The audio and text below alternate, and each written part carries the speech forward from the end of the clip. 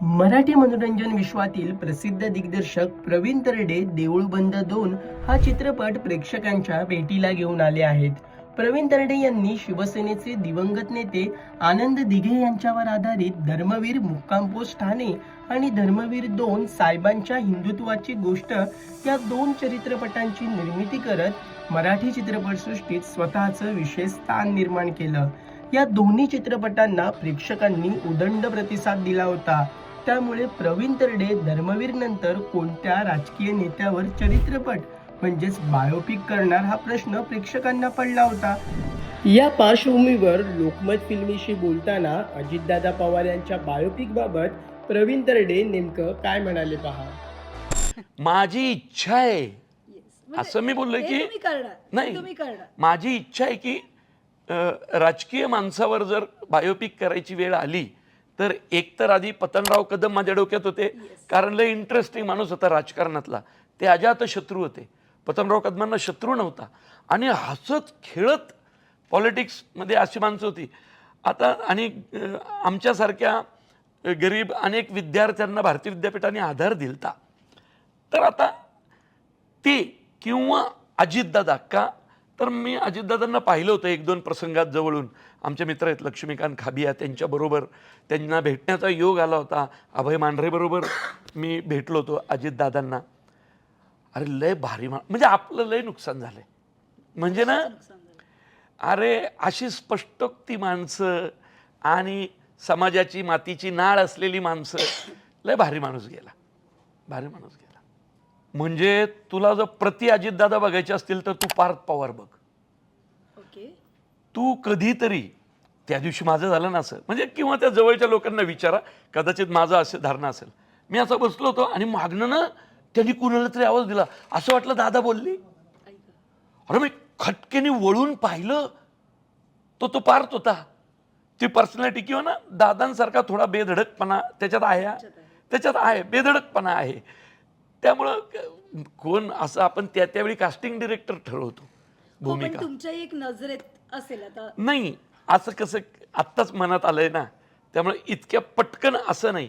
भूमिका ठरवणं हे अगदी जरा सुरू झालं ना, पण दादांचा आवाज आणि दादांच्या चेहऱ्याची एक ठेवण होती, तसा माणूस लागेल त्या भूमिकेसाठी. मोठा नट लागेल कोणीतरी.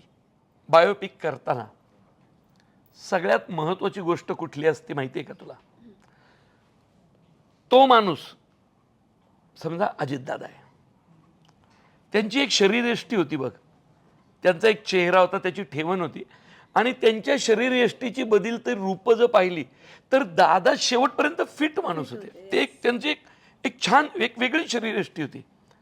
त्यामुळं तरुणपणातले दादा, वयस्कर दादा आणि मध्यमवयीन दादा, आता तरी वयस्कर पण कसं म्हणायचं ग, ते ऐन भरातच नाही का चालते बोलते पळत पळत जाणारे दादा पाहिलेत आपण.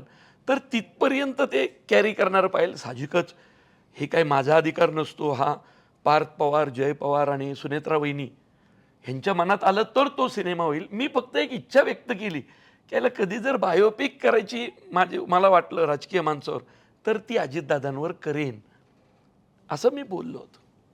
दरम्यान जी चित्रगौरव पुरस्कार 2024 सोहळ्यात लोकप्रिय गायक अवधूत गुप्ते यांनी अजित पवार यांची विशेष मुलाखत घेतली होती. या दरम्यान अवधूत गुप्तेनं अजित पवार यांना विचारलं की अजित पवार नावाचा बायोपिक झाला तर कोणत्या अभिनेत्याने तुमची भूमिका करावी असं तुम्हाला वाटतं? त्यावर अजित पवार म्हणाले की आपल्यावर बायोपिक आला तर डॉक्टर निलेश साबळे यांनी प्रमुख भूमिका साकारावी. विशेष बाब म्हणजे या प्रसंगी निलेश साबळे अजित पवार यांच्या बाजूलाच उभा होता. तेव्हा अजित पवार आणि डॉक्टर निलेश साबळे काय म्हणाले होते पहा. की अजित पवार नावाचा बायोपिक झाला तर कोणत्या अभिनेत्यांनी त्याचा तुमचा रोल करावा असं तुम्हाला वाटतं?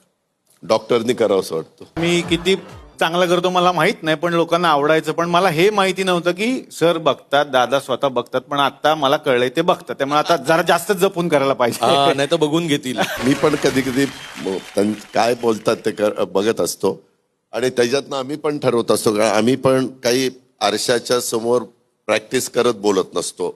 आम्ही एकदा माईक हातात आल्यानंतर आम्हाला जे विचार पटतात त्या पद्धतीने बोलत असतो. परंतु यांनी बऱ्याचदा या ठिकाणी या ठिकाणी या ठिकाणी या ठिकाणी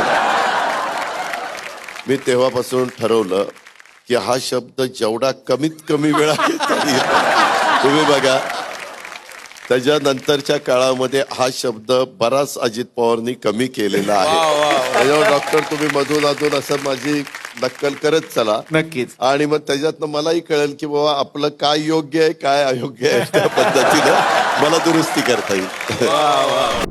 प्रेक्षको, हा व्हिडिओ तुम्हाला कसा वाटला आणि अजितदादा पवार यांच्यावर बायोपिक झाल्यास कोणत्या अभिनेत्याने भूमिका साकारावी, तुम्हाला काय वाटतं हे आम्हाला कमेंट करून नक्की कळवा.